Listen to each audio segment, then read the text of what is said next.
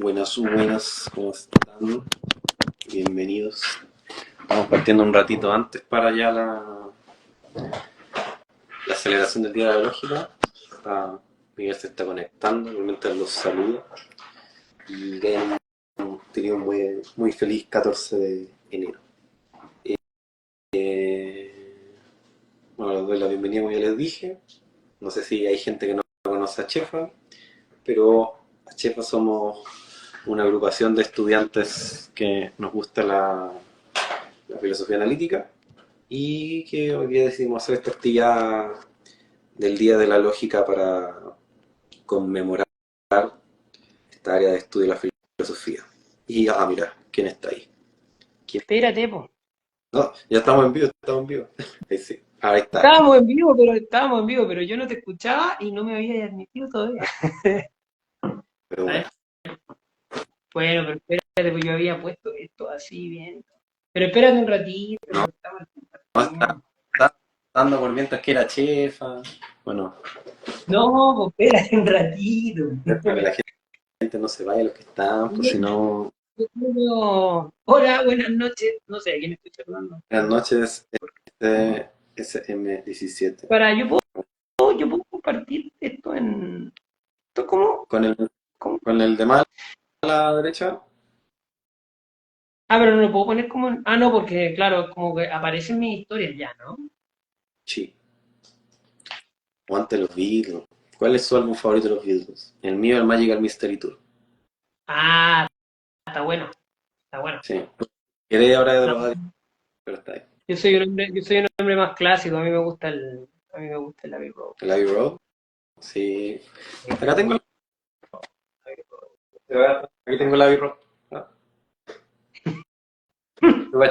Lo tengo. al loco de la patente de ahí, no sé cuántas veces le robaron esa patente. Ya. Hasta que el loco derecho de la patente que se aburrió. Bueno, en 2 minutitos más partimos. Por mientras vayan conectando, compartiendo a sus contactos en historias a los demás que quieran ahí. Eso, compartan el chito. Ya somos 9, así que compartan ahí a cada uno de los que Yo van. estoy cachando que puedo mandar invitaciones, pues, a ver. No, pero es invitaciones para que la gente se va a conectar al envío. Ah, entonces O no. sea, si es invitar a unirse, eso. Si es. No, yo creo que no. Ya. Sgt. Pepper también es bueno. Sí, siempre. Siempre. La próxima vez que alguien organice algo así como alguna instancia de filosofía y cosas, podríamos meter uno de filosofía y Beatles. Debe haber igual. Sí, bueno, aprovecho para pasar el dato. Creo que es la Blackwell o Wiley, no me acuerdo bien, pero tiene una sección que creo que se llama Filosofía y Cultura Pop. Pero creo que si uno lo busca como Philosophy and hacen libros como de ese estilo, así como, no sé, eh, Saturday Night Live and the Philosophy. Hay uno de, creo que de Ted Lasso y de Philosophy. Y en esos publicó Remis con Luca Hinojosa, en el de Last of Us and the Philosophy. Tienen un capítulo en eso. Buenísimo. Eso te iba a decir que cuando uno tiene contactos editoriales, ¿Mm? una buena manera de hacer platita rápido es que cuando algo se pone popularcillo en la cultura pop, agarrar rápido, escribir algo sobre, bueno, esto debe tener algo que ver con Platón, Sí, y lo tiráis así. no, La filosofía, tal cosa, y ahí va. no, es de todo. De hecho, en ese el último que salió creo que es Taylor Swift y la filosofía. Así. Mira, Más, así como más vigente no puede ser esos temas. Así que. De hecho, este, hay un call for paper era Fallout y la filosofía, así que es una serie bien popular de Blackwell, quiero decir. Son las 10. ese sí tiene. Yo una vez, mira, ahora que hoy día que salió el podcast de cultura científica, me acordaba del Carlos. Así El vayan Carlos a. nos, nos llegó la convocatoria a, colaborar en uno que estaban haciendo sobre Star Wars y la filosofía. Mm. Pero era Star Wars y la filosofía analítica. Ah, ya, no, Entonces había que relacionarlo con autores de la tradición. Y entonces con el Carlos estábamos pensando cómo tirar el rollo con no sé, el institución y Estado y el imperio, no sé, habíamos ahí barajado algunas cosas. sí. Pero al final se nos pasó con las convocatorias esas. Y la filosofía francesa eran los Sith. Ah, Pero, pero Esteban, estamos en vivo, no digas esas cosas. y no, bueno, agradecimiento, para que ya son las dos, agradecimiento, bueno, a Chefa, agradecimientos a Miguel también por prestarnos su tiempo, y No, también el no, Magíster de Filosofía de las Ciencias de USACH, que también nos apoyó y nos ayudó con la difusión, ahí a la gente y al Community Manager también, sus saludos. Hoy día es el Día Internacional de la Lógica, Día que Mundial de la Lógica. el World Logic Day, que se celebra, si me equivoco, este 2019, y vamos a partir con esto para no gastar mucho tiempo en eso. ¿Por qué se celebra el 14 de enero el Día Mundial de la Lógica? Por favor. Porque hay una coincidencia interesante. El día de hoy, en 1978, muere el famosísimo lógico Kurt Gödel, de una manera muy trágica, y nace, en 1901, el también muy conocido lógico Alfred Tarski. Y por eso, el día de hoy, se decide que se celebre el Día Internacional de la Lógica. Pero nosotros no dijimos el Día Internacional de la Lógica o de las Las lógicas. lógicas. ¿Sí? Y Los que así es tuvieron, como, y así es como el Día de la Lógica fue elegido por una coincidencia de fechas. ¿No te parece lindo que está basado en un hecho contingente casi astrológico, el bautizo de la fecha de la conmemoración del Día de la Lógica? sí, pero bueno, teníamos que Sí. los días todos tienen su día, el churrasco el completo, la lógica también tenía que tener su día. ¿Por qué no? Ahora, día de todo. ¿Por qué no? ¿Por qué no? Nos merecemos un día nosotros también. Y bueno, lo que queríamos hacer también es hacer la pregunta, el día de las lógicas o lógicas, porque usualmente el otro día la lógica igual se ve, no sé, se repasa la historia de algún filósofo, algún lógico, va más por el tema de la historia de la lógica también, pero acá quisimos ver un tema más allá, metalógico, de debates, digamos, más o menos r- recientes, o que también son recientes acá en Chile, en el fin del mundo, el fin del cono sur. Y muchos de esos debates son, que vamos a hablar un poquito de eso, de pluralismo lógico, excepcionalismo, antiexcepcionalismo, pero Muchas, eh, muchas cosas también que, perdona que te interrumpa, pero dale, no, estamos en, voy a tener clase en Zoom, así. están poco divulgadas todavía, yo creo, cultura, en la cultura popular, porque la gente no está acostumbrada a usar la palabra lógicas en plural. Mm, Y nosotros, bueno, vamos a hablar de eso también. Dijimos que queríamos hablar de eso. Tal vez desde un punto de vista técnico, incluso para algunos filósofos también metidos en la academia y en los temas, todavía para alguna gente es como medio sospechoso hablar de lógicas en mm, plural, tener sus opiniones al respecto. claro. Entonces, está bueno, igual que en el Día Internacional de la Lógica también se haga divulgación sobre por qué hablamos de las lógicas y por qué nosotros estamos más acostumbrados, tomamos con más naturalidad usar esa palabra en plural, que la gente por lo general la usa. Cree que la lógica es una cosa así monolítica e inamovible. Mm, sí. Y por eso, como muchos filósofos inician así, a algunos no les gusta partir así, hay que volver a los filósofos antiguos. Y con, no hacemos la pregunta ya, ¿y esto no lo había inventado Aristóteles? ¿O esto ya no lo había dicho todo Aristóteles, ya está dicho ya? Y si eso no es un barrio, tal vez, muchos de los que están acá, no conozco la gran mayoría de lo que se imparte en toda la universidad chilena, pero conozco un par. Y mucho en lógica normalmente se llega hasta Aristóteles, se ve teoría de la argumentación, silogística, y algunas se ve proposicional, y hasta ahí quedamos.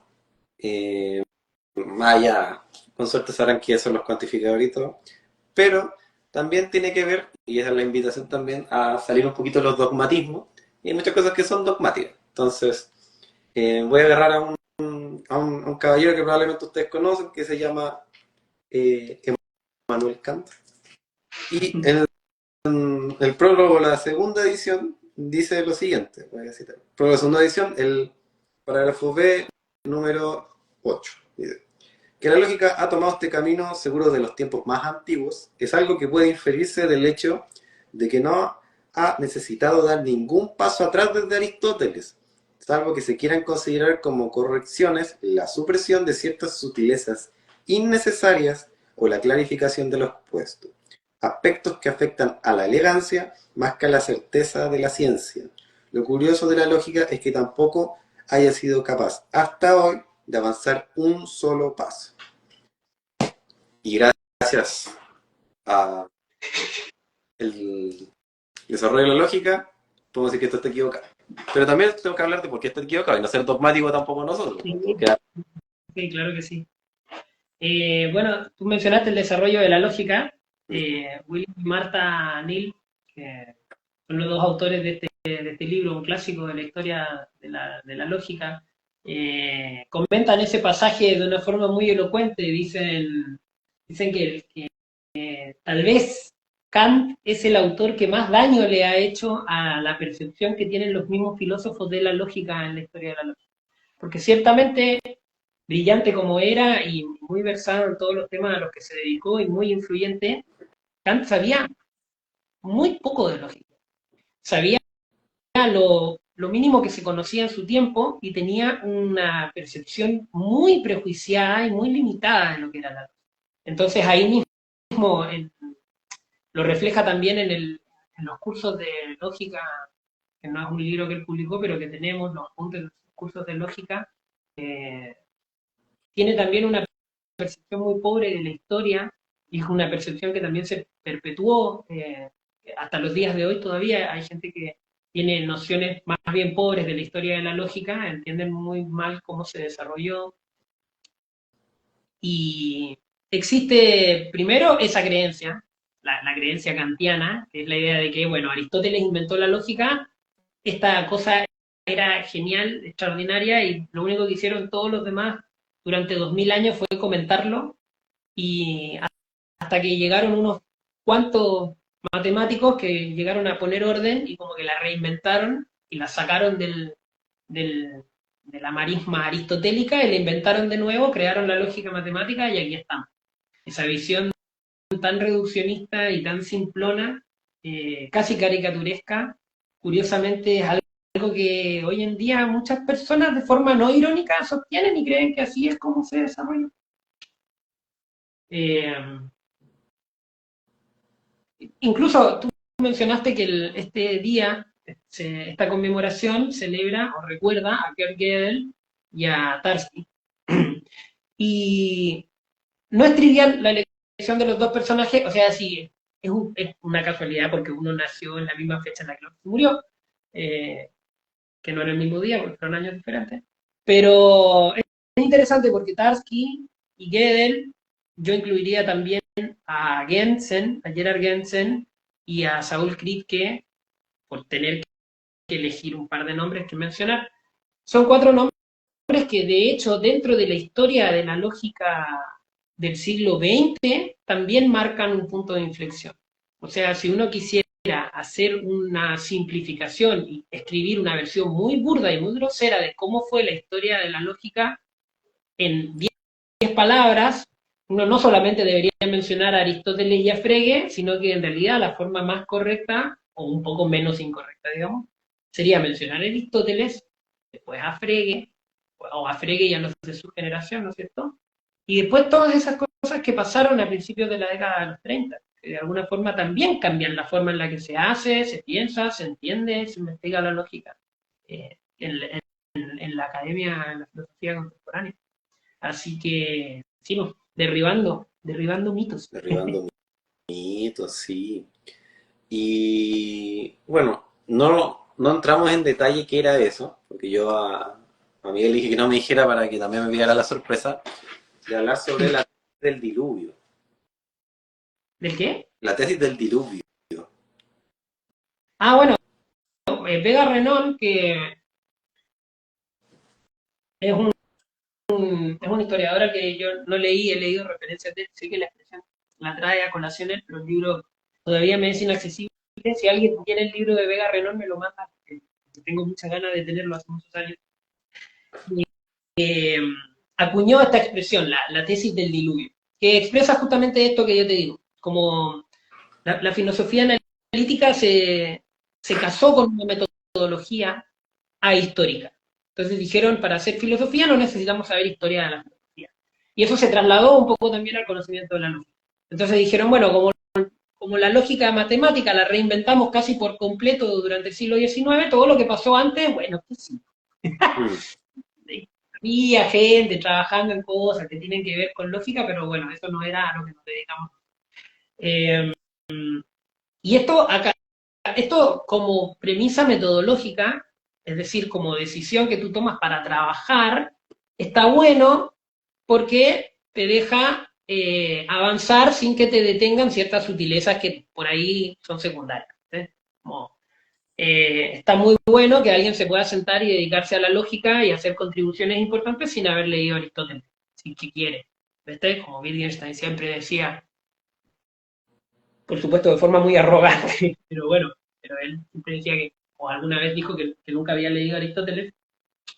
Por ahí metodológicamente está bien, como esa perspectiva ahistórica, pero se, se vuelve perversa cuando empieza a alimentar prejuicios. Entonces la tesis del diluvio es esta idea de que, esta observación de que de hecho en nuestra percepción de la historia de la lógica, hay como el diluvio ocurre en el siglo XIX. Es como el siglo XIX nos olvidamos de todo lo que hicieron todos los lógicos 2000 años atrás y arrancamos como de cero. Y lo que ha pasado en las últimas décadas, que es interesante también porque se suma a otras tendencias filosóficas interesantes, por ejemplo, la filosofía, el nacimiento de la filosofía de la práctica matemática, la idea como de la naturalización de la sociología de las ciencias, como el nacimiento del movimiento CTS y todo eso, como que en ese mismo contexto se da también que en la historiografía de la lógica empieza a surgir este movimiento que va como a decir, bueno, leamos de nuevo a los antiguos, leamos de nuevo a los filósofos europeos del siglo XIII, del siglo XI, del siglo XII, y leámoslos de nuevo con una perspectiva con más altura de mira y tomándonoslos en serio. Entonces después resulta que cuando tú haces eso y empiezas a leer esos libros, te das cuenta que en realidad todos esos monjecitos que trabajaban en monasterios y en universidades europeas pre-renacentistas eran lógicos excelentes y eran colegas con los que nosotros podríamos dialogar perfectamente. Y un montón de cosas que nosotros hoy en día atribuimos con nombre y apellido de gente del siglo XIX fueron súper inventadas y archirrequete contra reconocidas durante esos siglos. Sin ir más lejos, las famosas leyes de Morgan, está bien, Augustus de Morgan publicó en el Syllabus of a System of Logic, publicó una demostración matemática de esas propiedades, pero esas propiedades los monjes de la lógica escolástica los conocían. Entonces, eh, esa es más o menos la tesis del diluvio. Algo que está bien que hoy en día empecemos como nosotros como filósofos, quiero decir, como tomemos conciencia de ella y empecemos como a deconstruirla, como a reaprender de la lógica antigua y a ver que no es una antesala o una versión primitiva de lo que nosotros hacemos ahora, sino que son colegas que con pleno derecho nosotros podemos dialogar con ellos. Algo interesante de aquello es que, bueno, actualmente tal vez que estamos más metidos, por decirlo así, en lógica, desde la lógica filosófica, en este mundillo. ¿Sí? Hay algo con, por ejemplo, no sé mucho con lo que es la lógica conexiva, conexitividad, bueno. Y claro, eso parte un poco, a rato uno se puede sentir que como que uno redescubre la rueda porque tiene las tesis de Boecio, de Abelardo, una tesis súper vieja de lo que se dijo en ese momento. Y ahora, segunda mitad del siglo XX, empezamos a darnos cuenta así como, oh, así como, formalicemos esto, obviamente no va a estar igual de lo que está ahora, pero Claro. encontramos cosas interesantes. Me acuerdo mucho de un profesor de la Valparaíso, Universidad de Valparaíso, donde yo estudié el pregrado, Sí. el profesor Jean-Paul Martínez, que él siempre, que es profesor de medieval, y él siempre decía así, mostraba una regla, así, y iba diferenciando los tipos de periodos de era, y hablaba de la Edad Media y decía, igual es mal nombre la Edad Media porque es como decir la mitad, pero desde hablar de la antigüedad, ahora, La mitad. una época, o sea, ¿cómo hasta va a ser la mitad, ¿no? El tiempo medio, o sea, y en 1000 años se hicieron muchas cosas, y también es como un poco, puede que no afecte mal a la gente acá en Latinoamérica. Tal vez la escuela filosófica que imperó en España no imperó el nominalismo Claro. y no imperó la escolástica. Eso está allá en Inglaterra, entonces nunca tuvimos tal vez esas ideas que se dan allá en la isla, por decirlo así. No, Estados Unidos, por decirlo así, están llegando, la estamos redescubriendo. Y es importante la historia porque si uno tal vez es el más pesimista de todos, les recomiendo que al menos sepa historia de la lógica porque le va a ahorrar tiempo. Le va a ahorrar tiempo en un trabajo de decir, ¿alguien ha hablado de esto? Entonces, empezar a mirar y darse cuenta de que probablemente alguien lo trabajó, lo lo definió de alguna forma, pero obviamente hay que aplicar la cosa novedosa, las herramientas formales que tenemos ahora. Pero mira, yo te voy a decir una cosa más incluso. Tú mencionaste lo de las lógicas conexivas, que está buenísimo. Ese es un ejemplo claro. Vamos a decir también que es una lectura no tan profunda de las tesis de, o sea, cuando se habla de las tesis de Boés y las tesis de Abelardo, son pasajes que medio que inspiran los formalismos. Pero incluso tú puedes ir a toda una gran rama de la tradición de la lógica relevante, la que tiene que ver con los condicionales, con la discusión en torno a condicionales, y se suelen barajar en la literatura varios tipos de condicionales, pero hay cuatro que son particularmente célebres. El condicional material, que es el que uno aprende en lógica uno cuando hace lógica en un pregrado, el condicional el condicional de la inclusión, que es el que te pide que la verdad del consecuente esté incluida en la verdad del antecedente, eh, el contrafáctico y el bueno, no me acuerdo, hay otro. Son cuatro. Es interesante porque en algún momento del siglo XX se popularizó, en realidad las personas que se dedicaban a esto ya lo sabían, pero en algún momento se popularizó el atribuir de manera correcta, digamos, el descubrimiento de esos cuatro sentidos en los que tú puedes explicar el condicional a la obra lógica de los estoicos. Y nosotros tenemos eso, pero tú sabes que los estoicos no escribían los libros que publicaban. Muchas cosas que sabemos de los estoicos son por otros filósofos que dan cuenta de las cosas que decían los estoicos, pero lo que tenemos es que en el siglo IV, el siglo V, Sexto Empírico, que era un escéptico, que ese sí escribió libros refutando cosas que decían otros filósofos, hace un estudio muy acabado de la lógica de los estoicos porque lo que él quiere es refutarlo.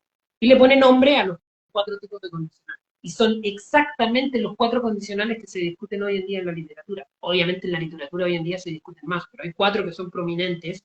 Los cuatro condicionales aparecen ya en la obra de Sexto. Entonces, nos hubiéramos ahorrado un montón de trabajo si no hubiéramos perdido de vista toda esa literatura cuando tuvimos que hacer cosas. Un poco la tesis del diluvio también viene a significar eso, viene a demostrar que hay un montón de cosas que tuvimos que inventar de nuevo a la fuerza. Que si no hubiéramos dejado de leer a, a los colegas del pasado, tal vez algunas cosas las podríamos haber hecho antes, podríamos haber tenido ciertas discusiones antes. La gente que está metida en historia de la lógica paraconsistente está muy metida en ese tema porque también hay muchos antecedentes antiguos de lógicos que no veían con buenos ojos esto de que de una contradicción se siga cualquier cosa. Y bueno, sin ir más lejos, la que a veces todavía se conoce como la inferencia de Lewis, en realidad aparece en un manuscrito medieval del siglo XIII, hoy en día anónimo, En algún momento se pensó que era de Escoto, pero después se demostró que no.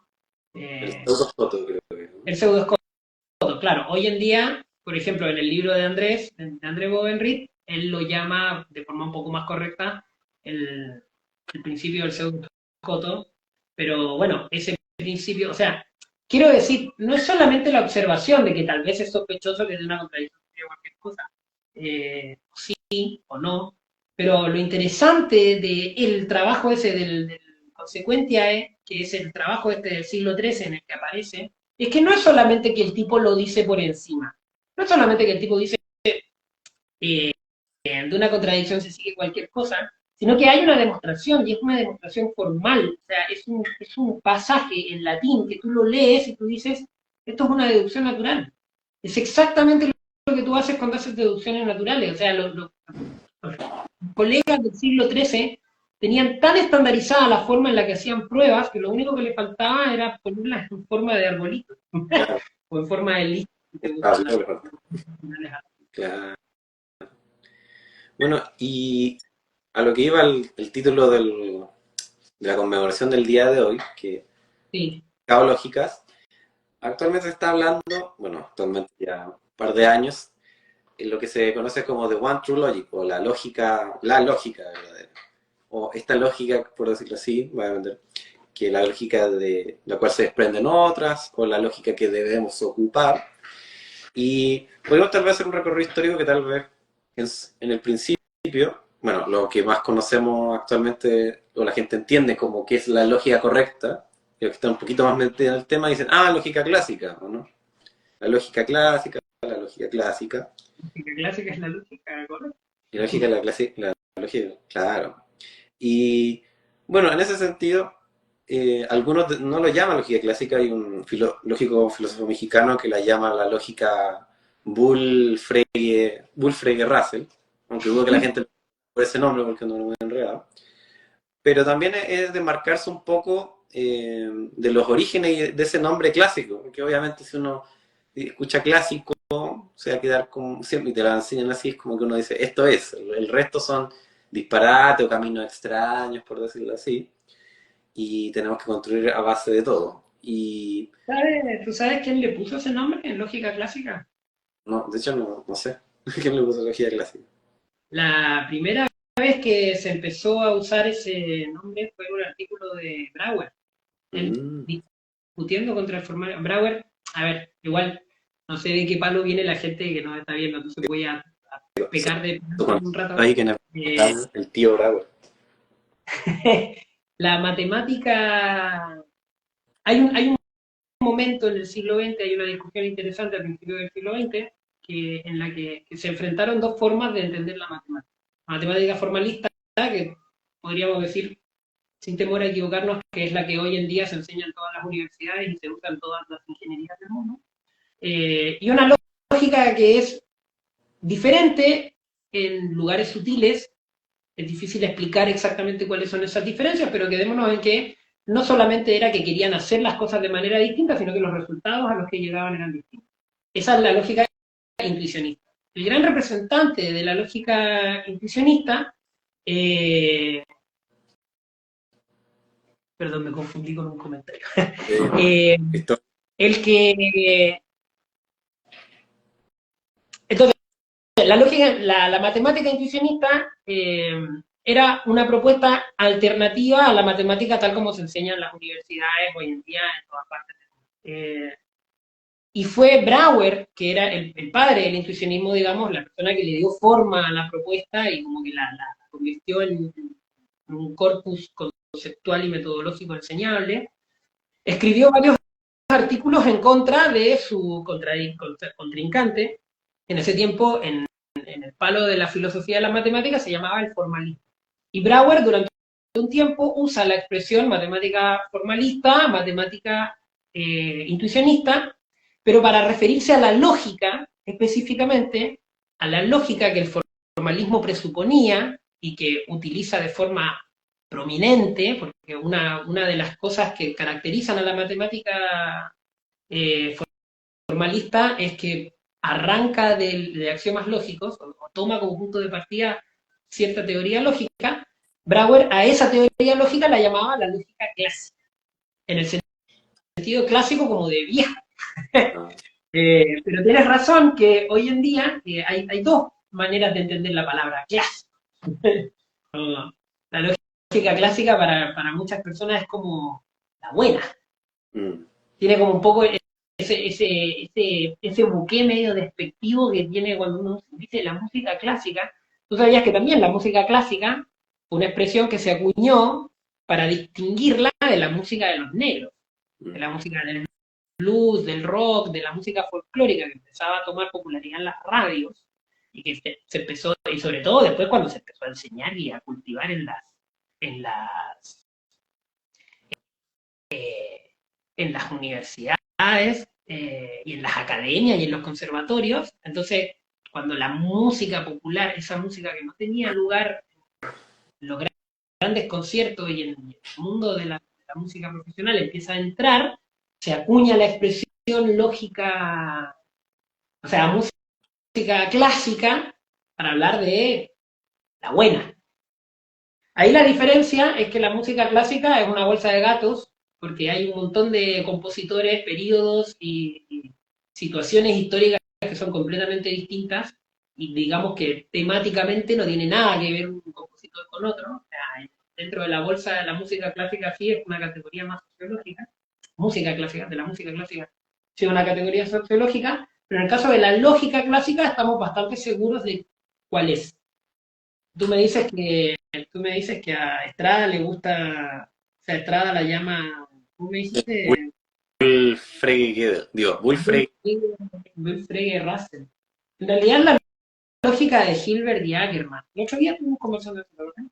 Yo te decía Hilbert y Bernays, pero tú me dijiste Hilbert y Ackermann. Sí, pues Hilbert el manual de Hilbert y Ackermann, donde aparece por primera vez la axiomatización y las pruebas. eh, Sí, ese es, si me equivoco, se llama Introducción a la lógica teórica, que está en texto en esos cuadernitos azules clásicos, clásicos. Oye, vamos a leer unos comentarios. Bueno, Cristóbal ahí. Andrés eso te iba a Bodry decir, da podíais guardar, o sea, no sé si los leemos después o los vamos al leyendo. tiro porque Al vamos tiro, para aclarar. ya, Digo, ya, bacán. Así que pregunten. el Toto ahí ponía que Bodry da un 7 por eso. Nuestro profesor de filosofía de la lógica. Le Andrés, recomendamos que lea un libro de él que es muy bueno, el de la historia de la inconsistencia, que inconsistencias, ¿por qué no? Que gracias a ese libro ganó el Premio Nacional de Filosofía en Colombia. Si lo buscan está en internet, para comprarlo obviamente. O se meten por ahí, no sé. Ya, ya no se puede comprar. Yo si pudiera comprar, estamos en yo a mí canal, me gustaría tener ese libro en físico. no podemos llamar a Es las uno de cosas mis raras. favoritos. Sí, bueno. Y acá, ¿verdad? Nos falta importante. Si antes del siglo XIX se hacía lógica como hoy, me queda la duda de qué agrega la nueva lógica matemática a la lógica. Así Lo quería. que pasa es que- Bien, está buena la pregunta. A lo que me refiero con que se hacía lógica, obviamente no se hace lógica como hoy. Lo que quiero decir es que la tesis del diluvio, lo que dicen estos, lo que dice este juicio, digamos, como esta falsa imagen, es que los lógicos de la antigüedad hacían lógica mal, o hacían una lógica primitiva, una lógica que tenía pocos resultados, poco interesantes, estaba lleno de teología y de mala filosofía del lenguaje, y los filósofos analíticos vinieron a poner orden y a hacer las cosas seriamente. Entonces quedaría como un corte. Un poco es una versión siglo XIX para la lógica de la versión de que la ciencia no existía antes de Galileo y Descartes, y que en el siglo XVI, como en el siglo XVI, en el siglo XVII, como que se inventa la ciencia. Y como que toda la gente antes de ese momento de la historia construían puentes y se salvaban de las enfermedades por pura casualidad. Estoy siendo caricaturesco, pero se entiende más o menos la idea. Entonces, lo que agrega la nueva lógica matemática fue una un mayor control sobre los resultados, una forma mucho más sutil de realizarlos, una estandarización de un lenguaje, que para nosotros fue súper importante. En ese sentido, hoy en día hacemos lógica de una forma, o sea, la introducción de los métodos matemáticos en la lógica ha permitido permitido que hoy en día, en 100 años, hayamos hecho muchísimas más cosas y hayamos avanzado muchísimo más de lo que se avanzó en 2000 años. Lo que yo estoy diciendo es que esos aportes que se hicieron en esos 2000 primeros años de la historia de la lógica son resultados genuinamente interesantes, que vale la pena mirar y vale la pena estudiar.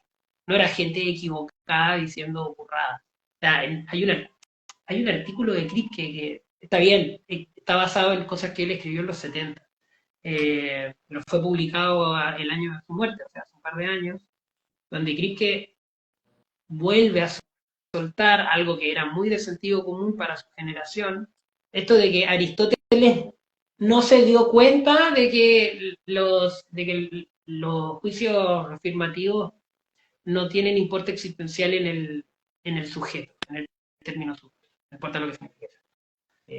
Pero esa afirmación tan arrogante de decir como, bueno, durante 2000 años nadie se dio cuenta que cuando el término sujeto no tiene extensión, el enunciado universal es verdadero, es un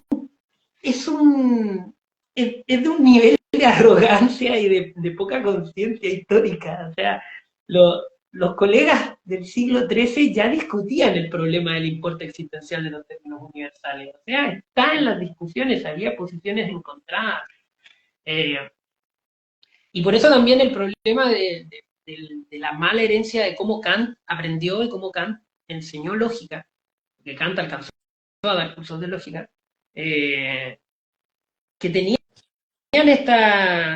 habían recibido un lavado de teorías lógicas que venían del siglo XIII, que pasaron por el tamiz de los manuales durante la modernidad, y ellos recibieron este corpus y dijeron, bueno, esto debe ser lo que inventó Aristóteles, qué sé yo. Como nadie lo agarró y se fue a leer a Aristóteles a ver si era verdad, o lo leyeron por encimita y dijeron, sí, esto es como más o menos esto. Todas esas otras ramas, todas esas discusiones que yo digo, quedaron un poco como olvidadas por culpa de esta simplificación.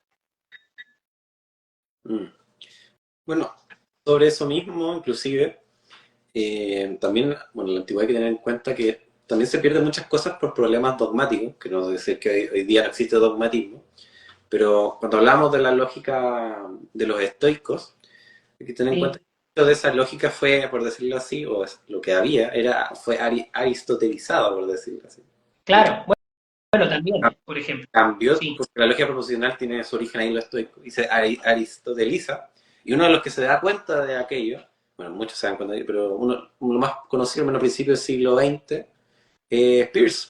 Peirce se da cuenta de eso y lo expone, así que saben que esto es lógica proposicional lo de los estoicos, acá lo arreglaron y lo cambiaron. Entonces, también el tema de la lógica y las lógicas, por decirlo así, es muy viejo, o sea, ya estamos hablando que en el origen de las lógicas habían dos formas de hacer lógica.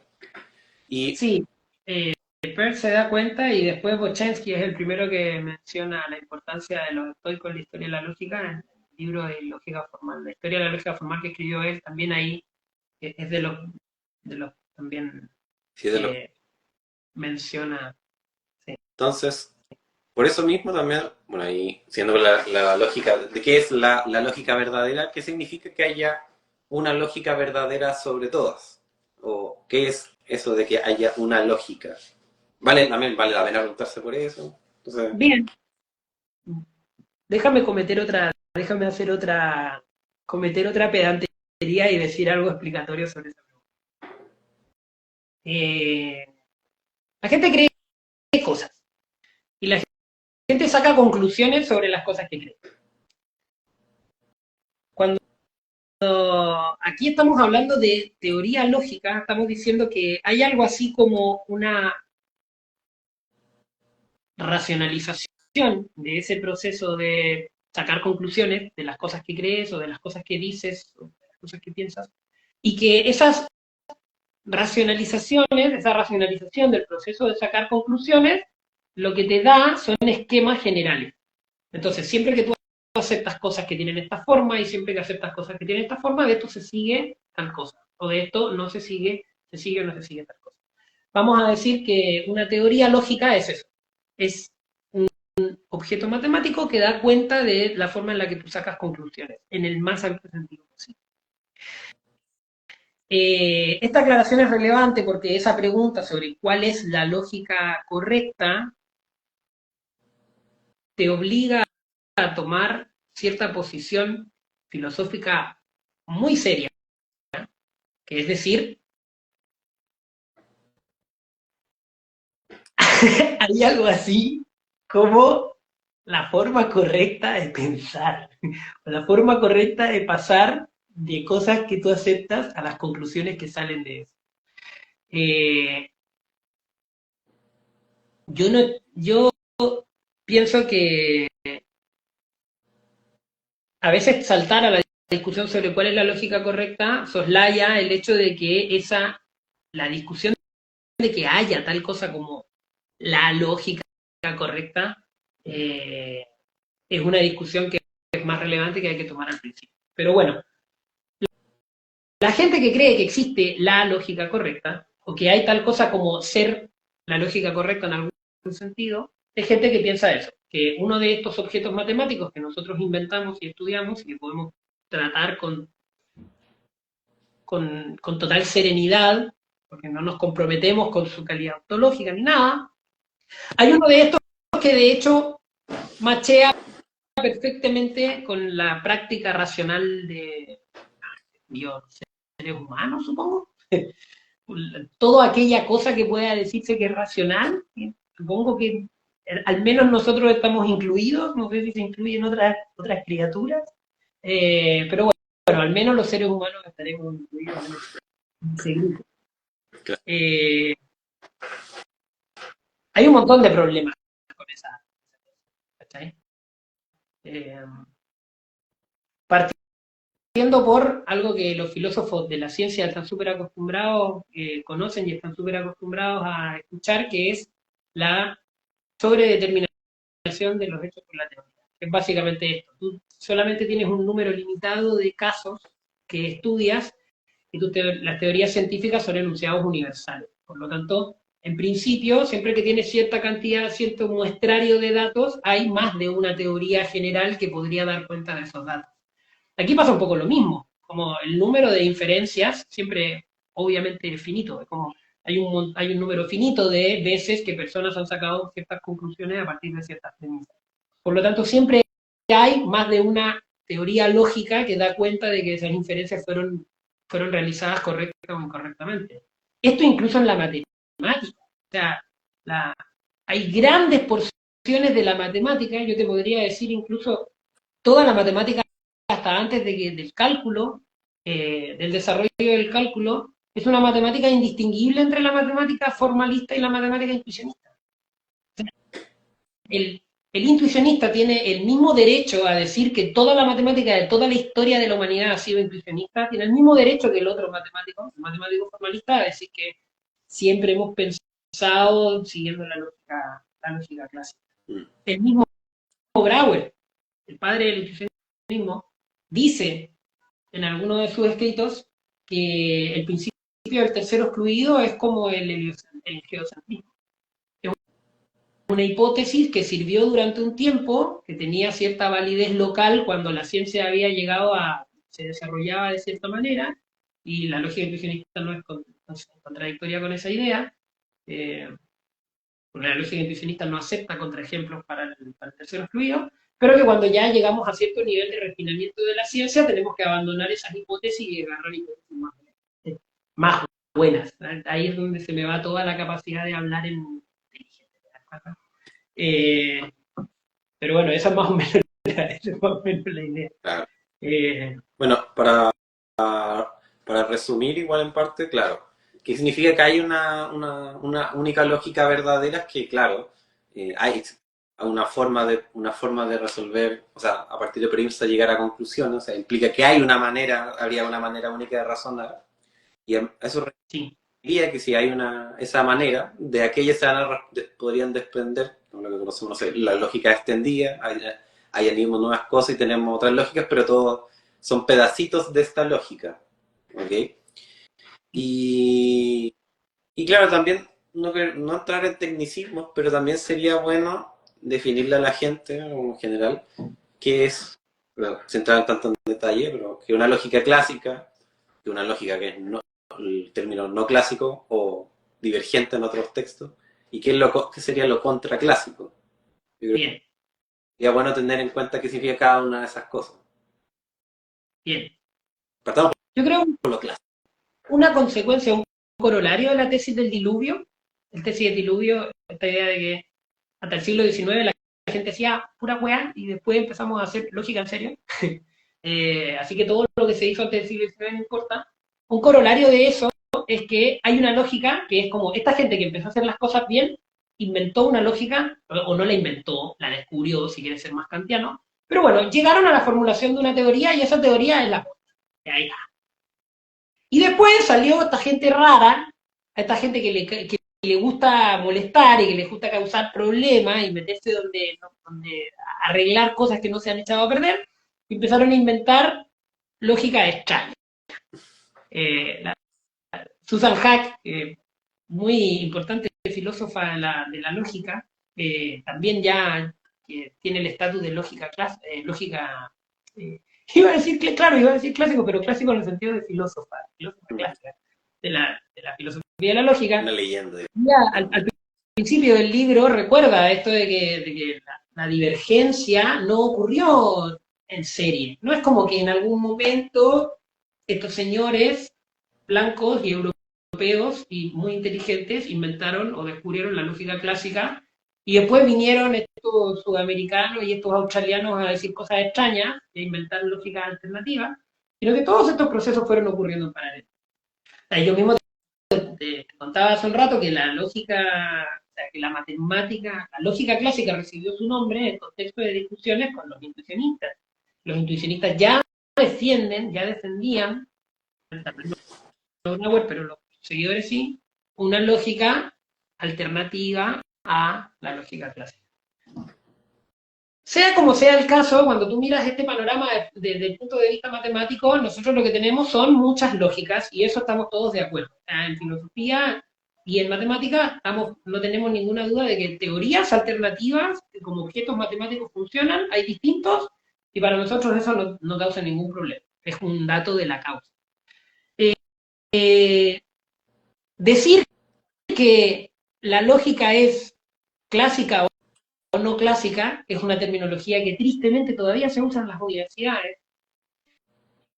Hablar de lógica no clásica es como decirle a toda la música que no compusieron los Beatles, música no de los Beatles.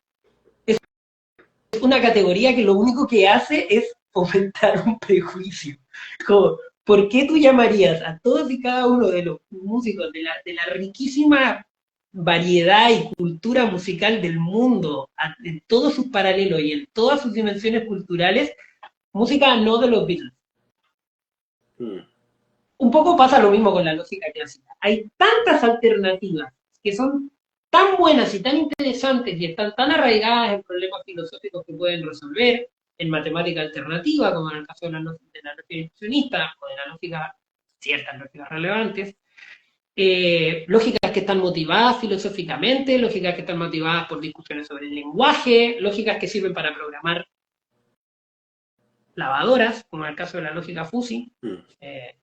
Todas esas lógicas son lógicas de pleno derecho, funcionan y están perfectos. Entonces decirles a todas esas lógicas no clásicas, ¿por qué le dices? ¿Cachai? Así que bueno, esa terminología ya está mal. Una terminología un poco más útil es la que trajiste tú, que no es hablar de lógicas no clásicas, sino que es hablar de lógicas subclásicas y contraclásicas. Y aquí la diferencia es la siguiente. Lógica subclásica es una lógica que acepta algunos, pero no todos los preceptos que acepta la lógica clásica. Ahora sí, de hecho, si tú miras el gran panorama de las lógicas como sistemas, la gran mayoría de los que estudiamos y de los que son interesantes son subclásicos. En ese sentido, hay un orden de poder expresivo que matemáticamente se puede mapear y se puede explicar, que te deja la lógica clásica como en lo de más arriba y todas las demás serían fragmentos. Todas las lógicas de las que probablemente alguien en filosofía escuchó hablar, la lógica intuicionista, la paraconsistente, todas las lógicas relevantes, todas las lógicas modales, son extensiones conservativas o lógicas subclásicas. Cuando agregan, las lógicas modales por lo general agregan simbolismo, por lo tanto son extensiones conservativas. Todas están basadas, su núcleo igual siempre en la lógica clásica o una lógica subclásica. Entonces, ahí sí la distinción tiene un poco más de sentido. Las lógicas contraclásicas son distintas, pero son igual de interesantes. Una lógica contraclásica es una lógica que acepta como válido un precepto que la lógica clásica diría que es inválido. Y aquí hay muy poquitos ejemplos. Las típicas son las que tú ya mencionaste, que son las lógicas conexivas. Las lógicas conexivas tienen como axiomas o aceptan como leyes lógicas, como cosas que están bien y que preservan para ellos la validez de los argumentos, es decir, son pasos legítimos de pasar de ciertas premisas a ciertas conclusiones, que si tú lo miras desde el punto de vista de la lógica clásica, tú dices, esto tiene contraejemplo, o esto no debería ser válido. Bueno, los casos de la contraclásica, esos son los más extraños, porque no sabemos cómo se hace matemática con ellas, no sabemos cómo se hace filosofía del lenguaje con ellas, porque sabemos muy poquitas cosas de las aplicaciones que podrían tener, o sea, las lógicas contraclásicas no sirven para programar computadores, en principio. O sea, no sirven, quiero decir, no categóricamente, sino que todavía no sabemos cómo se hacen, porque hay muy pocas cosas desarrolladas. Ya el hecho de que no haya matemática basada en ellas hace que sean como difíciles de trabajar. Pero bueno, también están allá afuera, también existen en el panorama, así que está bueno. Sí, son temáticas más o menos recientes. Bueno, gran mayoría de estas cosas, si le interesan, podemos buscarla en la enciclopedia filosófica de Stanford, que es un material muy útil y gratuito que podemos ocupar todos nosotros. Siguiendo con eso, y bueno, lo hemos mencionado, tal vez no con esos nombres, pero también reciente el debate sobre el pluralismo, el monismo, nihilismo lógico. Bien. ¿Qué es todo eso? Podemos pensar tal vez que el monismo, pluralismo, sí, pero el nihilismo me llama la atención que puede ser el nihilismo lógico. Va a parecer. Eh, bien, veníamos hablando sobre la lógica correcta, ¿cierto? Tú podrías no ser un lógico clásico, pero podrías ser tan cercano a ellos como para decir la lógica correcta, la lógica verdadera, la lógica de la razón, en sentido kantiano, es una sola. Todas las demás están equivocadas o todas las demás son fragmentos de la lógica correcta. Aquí un caso célebre en la discusión entre Dammert con los lógicos clásicos, porque Dammert se peleaba con también la caricatura de la lógica clásica. Dammert defendía que la lógica correcta era la lógica intuicionista. Y la lógica clásica era un exceso, porque aceptaba cosas que no estaba justificada aceptar, y todas las otras lógicas eran fragmentos de la lógica intuicionista o cosas que estaban en algún sentido mal. El pensamiento de Dammert es interesante y es un poco más sofisticado, pero estoy simplificando. Elementos del mismo, y es el libro. Como quieras decirlo,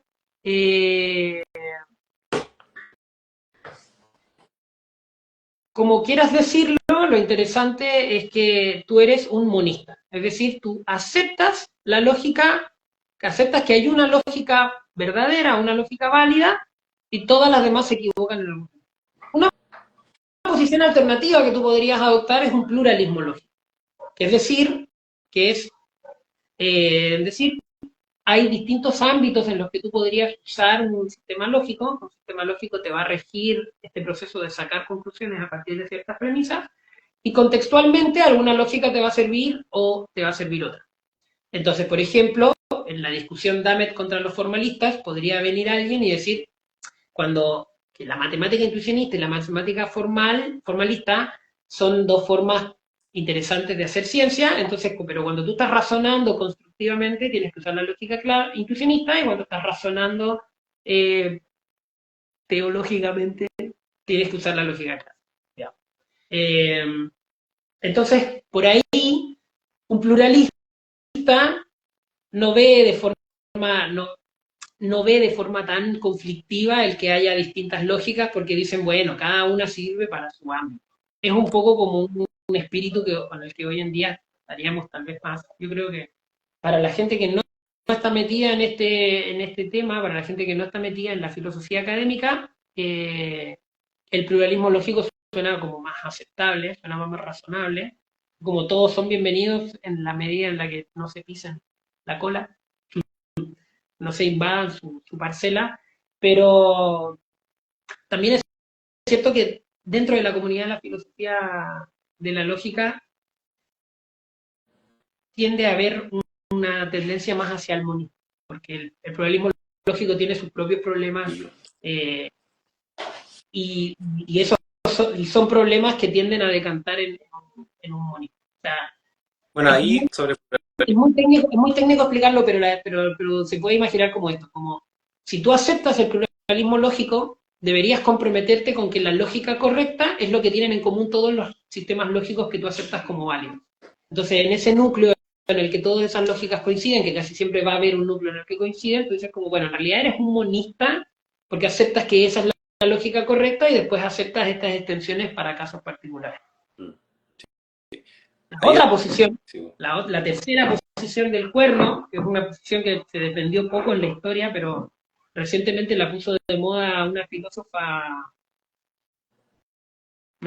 no me acuerdo de dónde es ella, pero bueno, no importa, es una filósofa, así que colega, eh, que se llama Gillian Russell, tiene el mismo apellido que Bertrand, pero no, creo que no son parientes. Eh, Gillian Russell, ella propuso lo que hoy en día se conoce como el nihilismo lógico, que es como la idea de aceptar que en ese entrecruce de todas las lógicas válidas no hay nada. Entonces que en realidad no hay una lógica correcta. Como a mí no me gusta la discusión sobre la lógica correcta, porque creo que hay como problemas filosóficos que atender primero, si yo tuviera que apresurarme por una posición, tal vez sería un nihilista lógico por esta misma razón.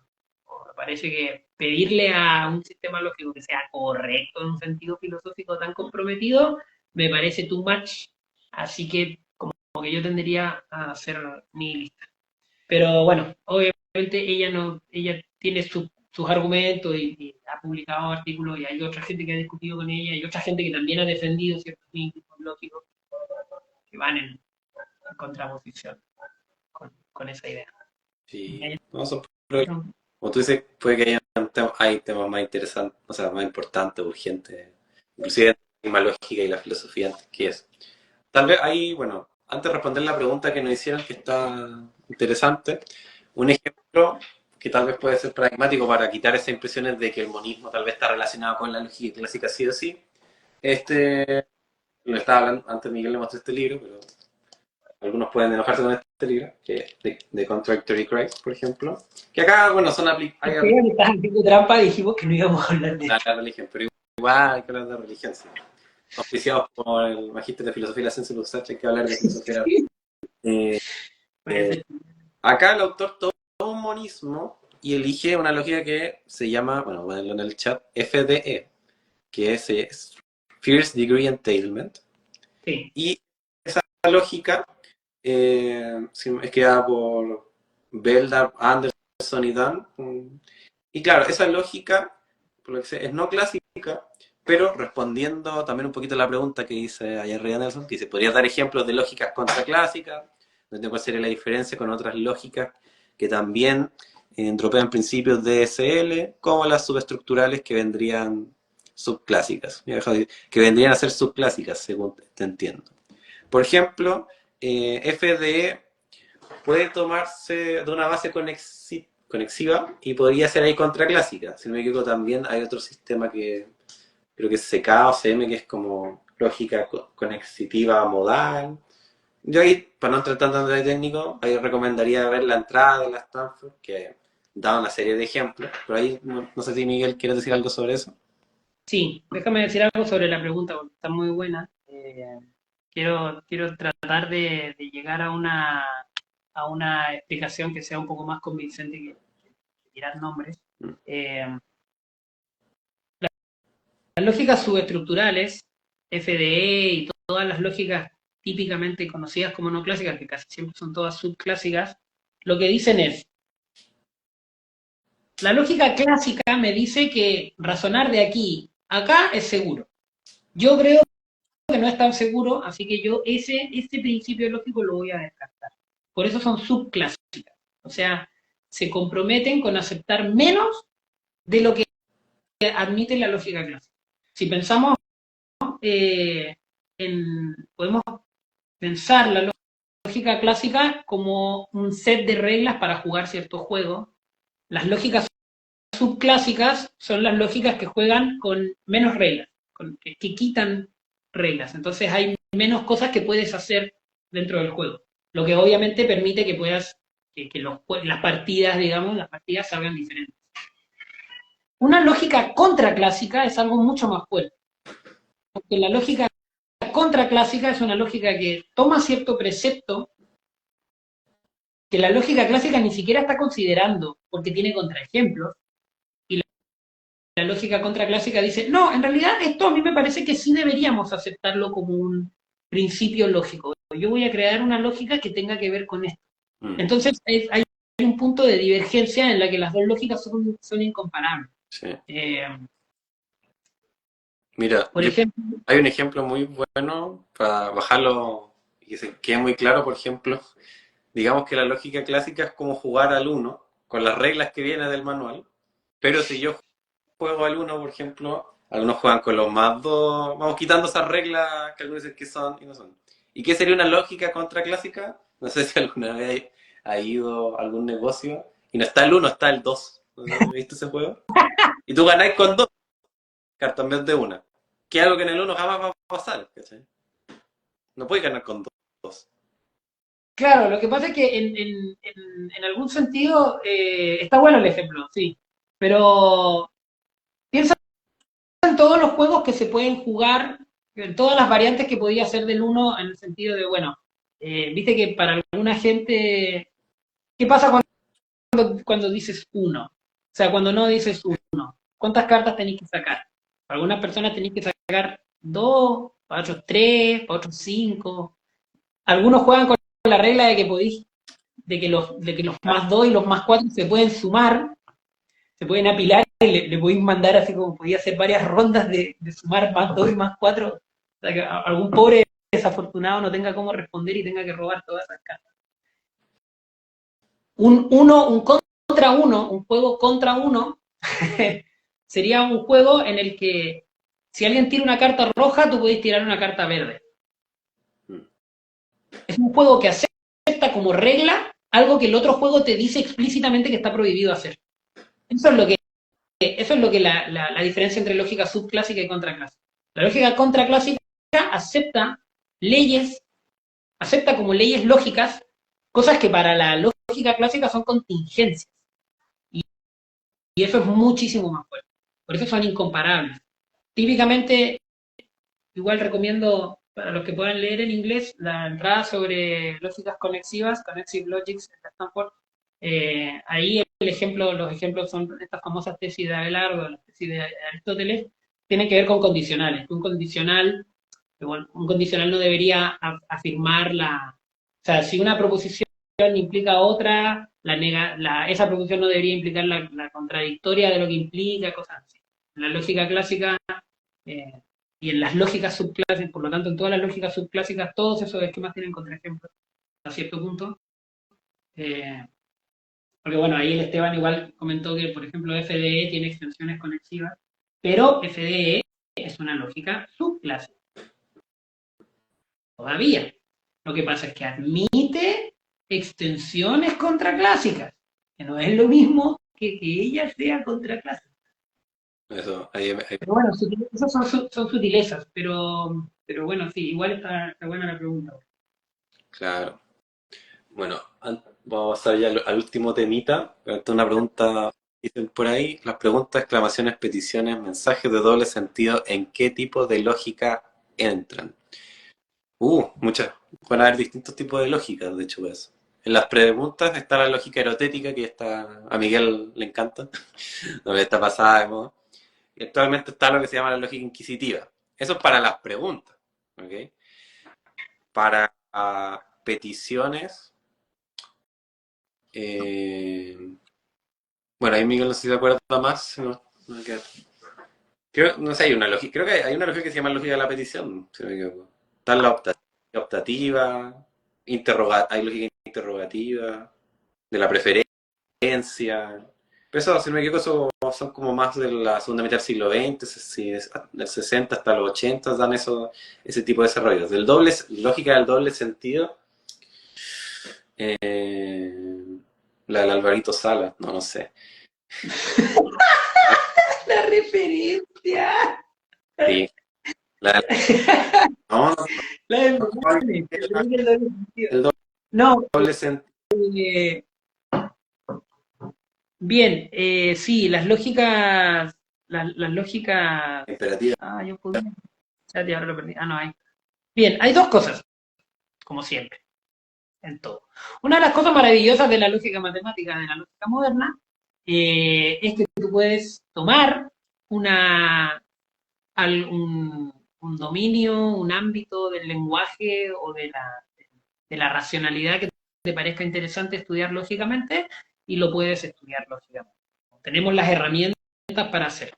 Así que si nadie ha inventado la lógica de los mensajes con doble sentido, eres bienvenido a hacerlo porque esa es una de las gracias que tiene la...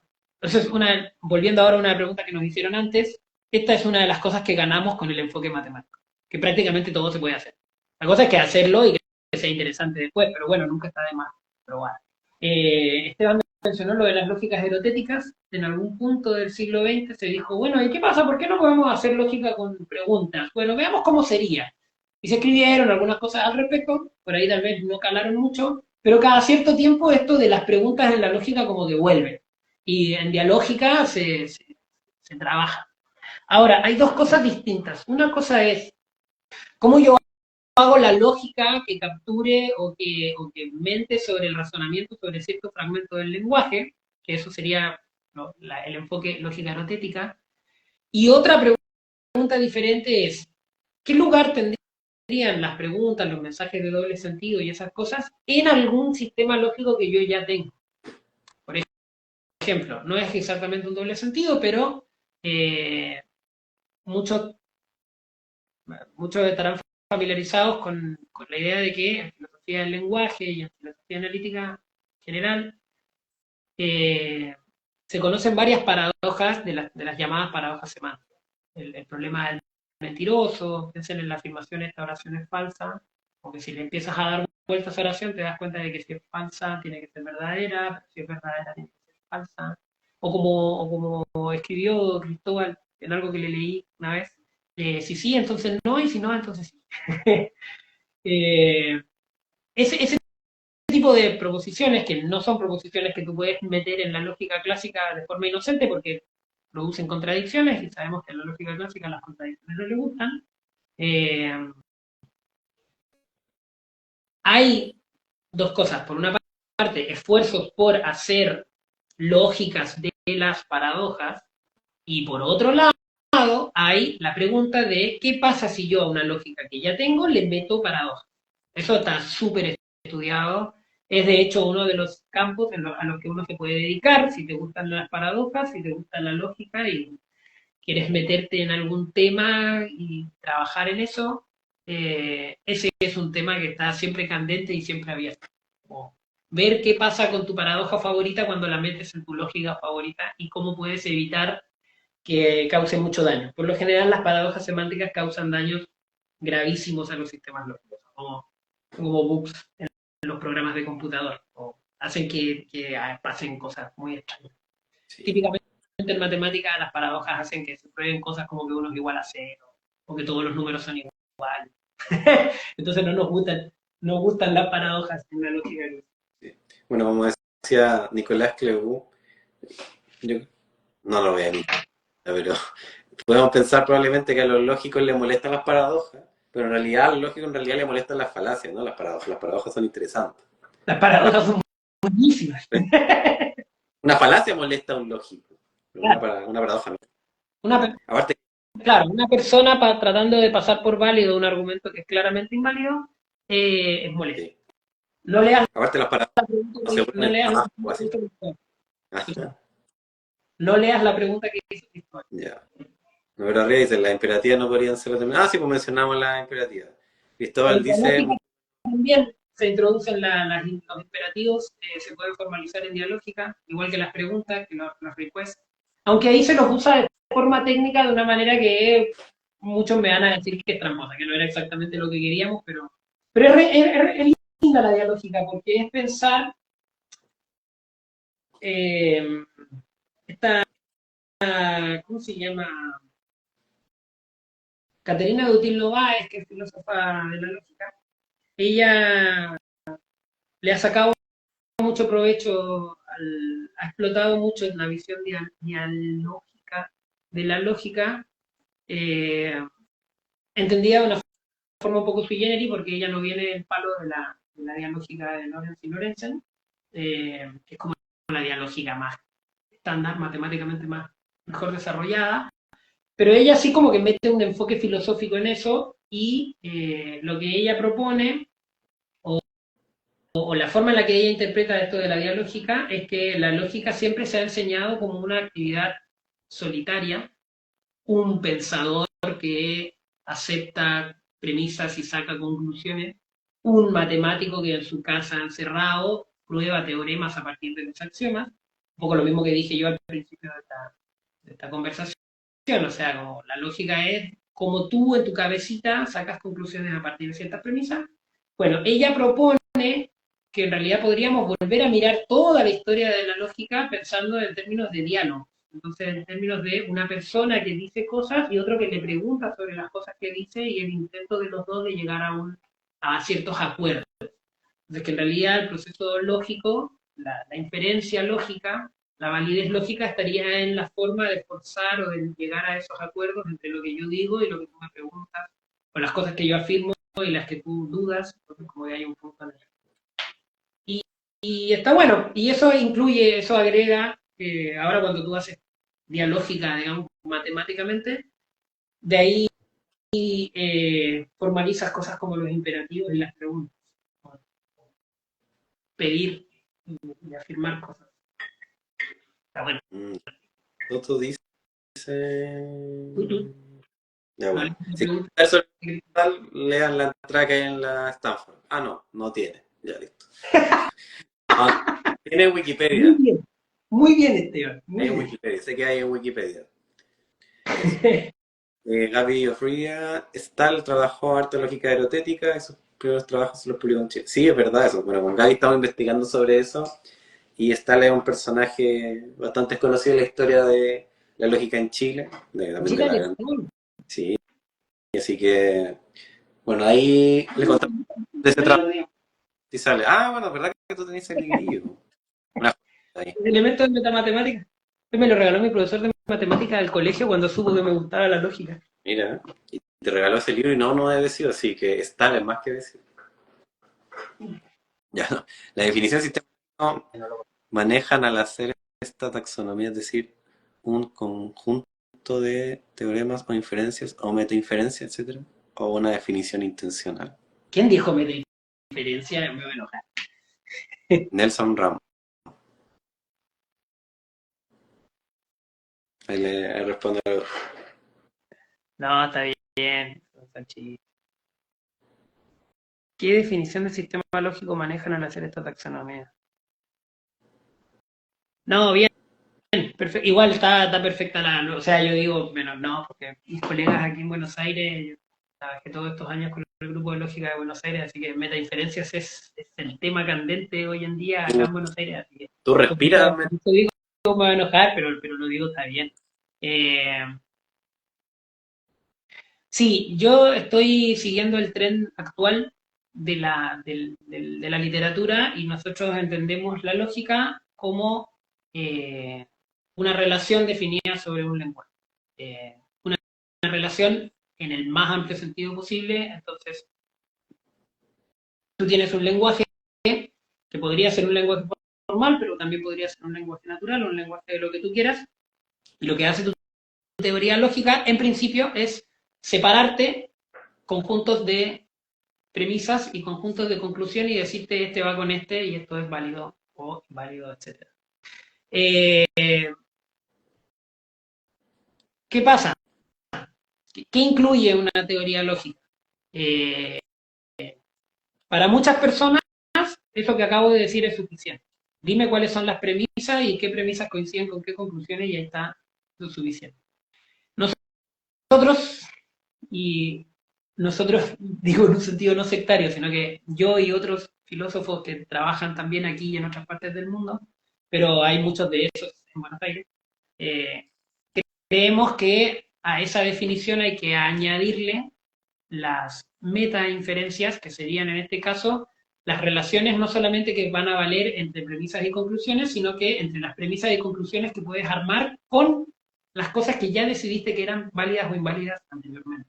Entonces, esto se te empiezan a amontonar teorías una encima de la otra y empiezas a crear jerarquías. Esto no tenía ningún sentido hace 15 años, pero hace 12 años se publicó un trabajo muy influyente, un paper que se llama Classical Strict Tolerant, escrito por 4 lógicos de distintas cardinalidades.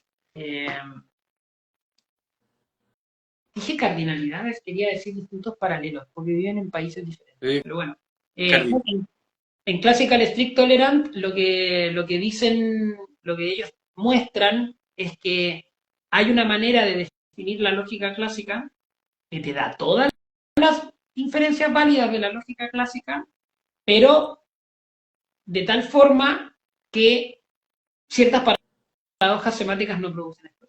Es decir, no trivializan la teoría. ¿Y cómo lo logra? Porque es una lógica en la que vale todo lo que inferencialmente acepta la lógica clásica, pero en la que falla, en particular, una metainferencia que es la transitividad.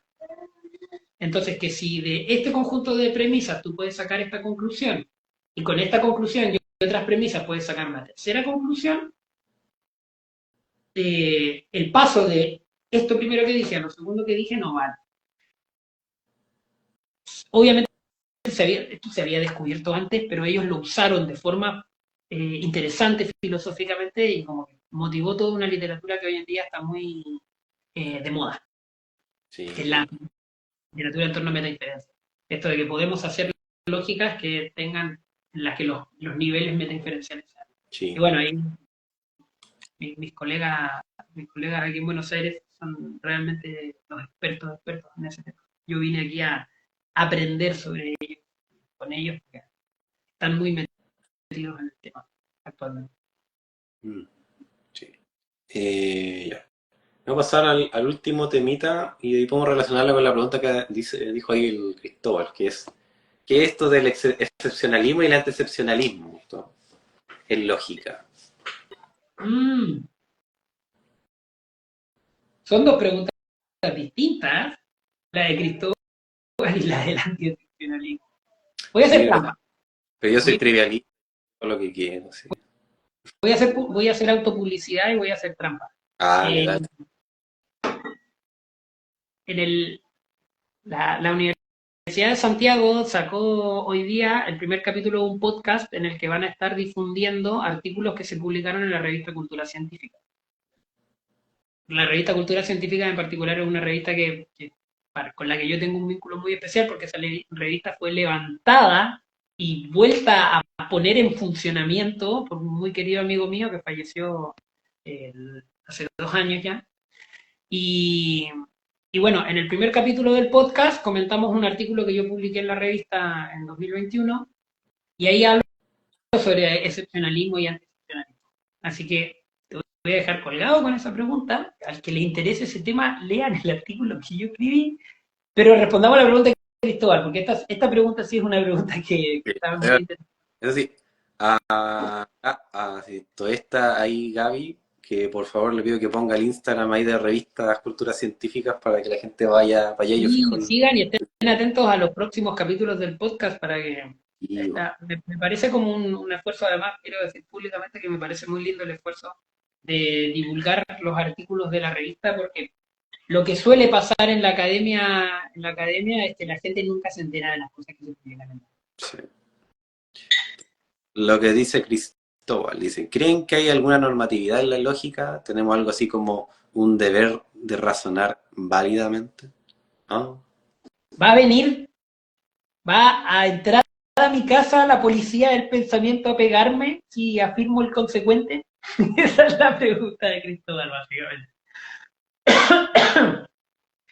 Sí, Eh, nos pusimos de la metaética. Cristóbal, Cristóbal y sus compañeros, la gente en general que ha tenido clases conmigo, saben que yo cuando arranco a dar clases de lógica siempre digo que la validez lógica es algo muy chiquito. O no te hace, no es tan especial, no es tan importante. Pero para muchas personas es como lo mínimo que tu argumento debería tener para que sea un argumento digno de ser tomado en cuenta. Ahora, ¿esto por qué es? Y ahí viene lo de la normatividad lógica. Aristóteles, por ejemplo, cuando arranca el artículo, o sea, la primera obra lógica que Aristóteles escribió fue el libro Los Tópicos, y los tópicos arranca Aristóteles los tópicos diciendo, lo que queremos es una forma en la que podamos razonar sobre cualquier tema y que si nosotros decimos algo no nos pisemos la cola.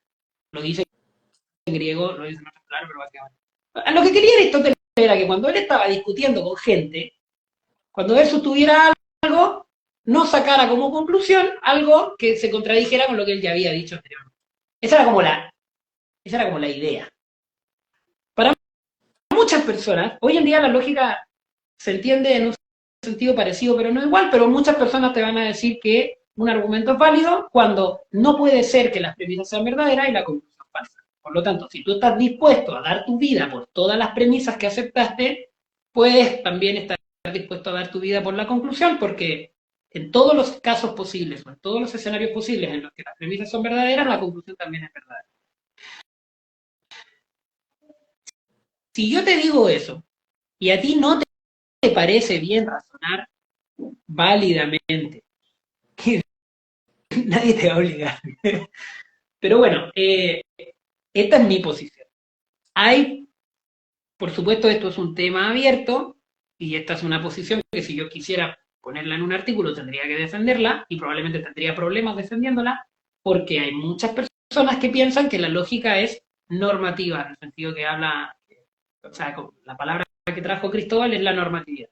Es la idea de que en algún sentido que todavía tenemos que especificar, que es parte de la discusión filosófica, habría que llegar a decir exactamente qué es, pero en algún sentido se puede decir que cuando un argumento es válido, tú estás compelido, estás esforzado, o estás forzado, quiero decir, o, o algo te obliga a seguir ese razonamiento. Por ejemplo, en la lógica clásica hay muchas de sus amigas, hay muchas lógicas allá afuera que te van a decir que si aceptas que A implica B y también aceptas que B implica C, entonces deberías aceptar que A implica C. Y ese, cuando yo digo deberías aceptar, ese es el verbo que tiene la fuerza normativa. Entonces, ¿en qué sentido esto como que te obliga? Entonces, la caricatura es quién es la policía del pensamiento que va a entrar por mi casa y me va a pegar si lo razono de esa manera. No, en realidad nadie. Pero hay un clima en la discusión, hay un clima racional que te dice, estaría bueno que, si A implica B y B implica C, entonces tú aceptarás que A implica C. ¿Viste?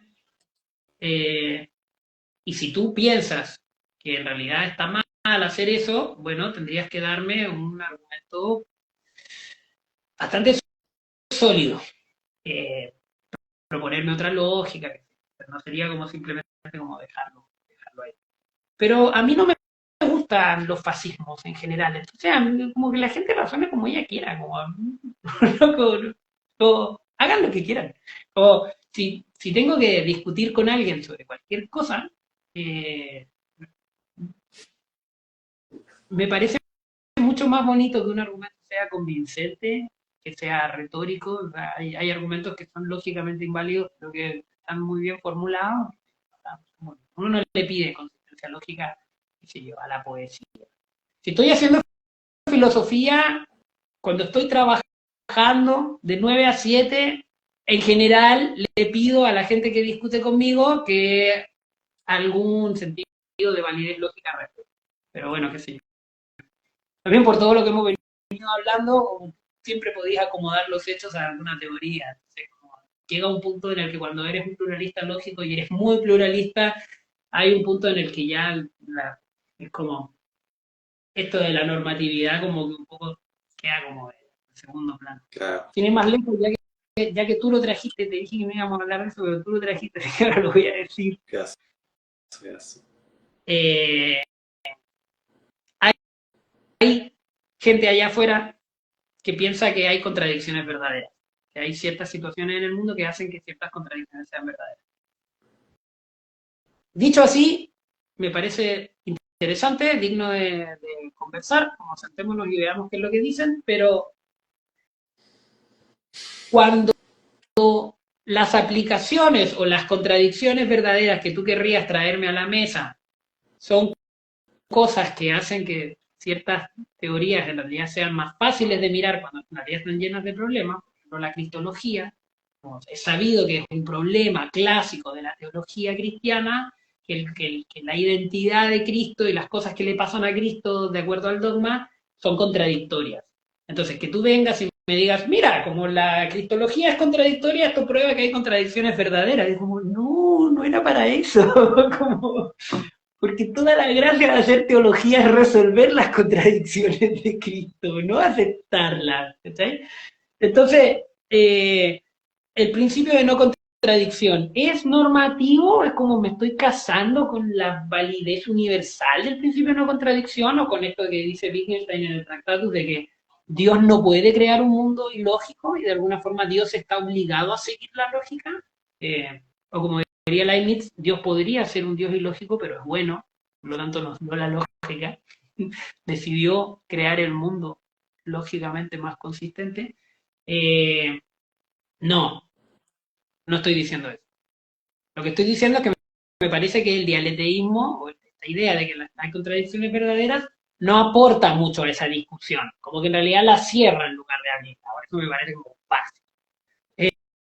Eh, pero bueno, no estoy atacando directamente el problema de la normatividad, sino que estoy mostrando lugares en los que esta discusión sobre la normatividad como que tambalea un poco, o me parece que tal vez así dicha como por encima, tal vez no es tan relevante.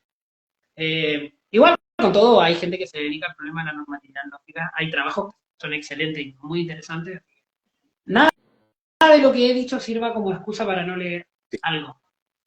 Bueno, sobre eso también, bueno, para que la gente se anime a leer, también podríamos decir que en parte puede ser que los trabajos dialiteístas, y eso lo hablaba con Gaby, y yo creo que Sí, disfrutando eso que puede ser que tal vez los teóricos del dialiteísmo no se han dedicado tal vez lo suficiente en estos problemas importantes, porque igual es paradójico, parece que, claro, no adoptamos el principio de no contradicción y no vamos a ver que es universal y bla, bla, bla, pero no adoptarlo parece que sí como que no claramente influyen en todas las áreas.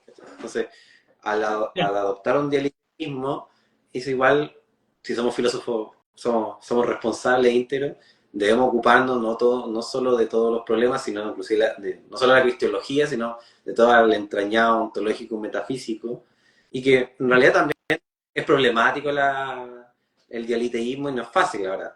Y algunas personas lo ven como, ¿sabes qué? Contradicciones, tiré la granada, chao, esto solucionó el problema. No, o sea, si adoptas este mundo, estos dos caminos, eh, tienes que morir con las botas puestas en realidad, porque eso impacta en toda tu filosofía. No es como que solo ahí, no, en esto sí, en esto no. Así, claro. Te voy a decir una cosa más sobre eso. Viste que Gödel demostró en los años 30, al principio mencioné que Gödel era uno de los personajes realmente importantes en la historia contemporánea de la lógica. Gödel demostró que hay problemas en matemática que no tienen solución. Es decir, hay ciertas afirmaciones de la matemática que son verdaderas, pero que nunca vamos a llegar a una prueba. Y hay afirmaciones de la matemática que son falsas y que nunca vamos a llegar a refutar. Esto dicho mal y pronto, ¿no es cierto? Y hay un librito de divulgación muy lindo que si algún día lo consiguen, se los recomiendo que lo lean, es extraordinario, se llama El tío Petros con la conjetura de Goldbach. Lo escribió un griego, Apostolos Doxiadis, que se ha dedicado a divulgar sobre el teorema de Gödel. El tipo cree, con muy justa razón, que una de las cosas más hermosas que ha producido la inteligencia humana es el teorema de Gödel y la gente debería saber sobre él. Y este librito cuenta la historia de un matemático obsesionado con la consistencia de las matemáticas que cuando se publica el artículo de Gödel básicamente se vuelve loco. Y no estoy spoileando nada, igual es parte de la trama del libro. Y lo interesante o lo que me parece relevante para esto que dijiste tú es que hay un momento del libro en el que dice que Gödel haya probado que hay problemas que no se pueden resolver. En ningún caso te autoriza a decir, bueno, no voy a tratar de resolver este problema porque debe ser uno de esos problemas que Gödel dijo que no se podían resolver. ¿Sí? O como esto aceptar las contradicciones verdaderas y decir como, oh, este problema que quiero resolver realmente es muy difícil. Debe ser porque es una dialéctica. Entonces, bueno, paso al siguiente. Ah, bueno, no. ¿Sí? Como, yo creo que lo más valioso que tiene el principio de no contradicción para la empresa científica y racional humana es que nos enseña o nos motiva a seguir investigando. Lo que tienen las contradicciones es que cuando vemos que creemos algo y el mundo nos dice que las cosas no son así, nosotros tratamos de ver cómo lo podemos acomodar. Como, o sea, toda la historia de la humanidad, toda la historia del progreso racional de la humanidad tiene que ver con esas pequeñas contradicciones, las cosas que pensamos y cómo el mundo responde. Entonces, sí el dialeteísmo, sí la tesis de que hay contradicciones verdaderas va a servir como excusa para impedir ese progreso racional, a mí me parece que no vale la pena.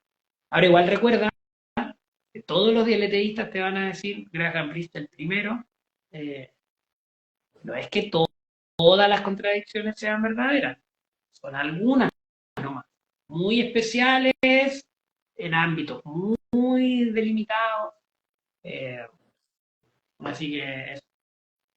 Otro cuento del trivialismo. Claro, otro cuento, o sea, y ahí también hay otra distinción. Un trivialista es una persona que acepta todas las afirmaciones, por lo tanto todas las afirmaciones y todas las negaciones para todo verdadero. Hay otras posiciones metafísicas, por ejemplo Bradley, que es un idealista británico, lector de Hegel, pero no un hegeliano, sino que toma el pensamiento de Hegel y lo desarrolla de una forma muy original. Y Bradley en su concepción de la metafísica decía que todas las contradicciones eran verdaderas.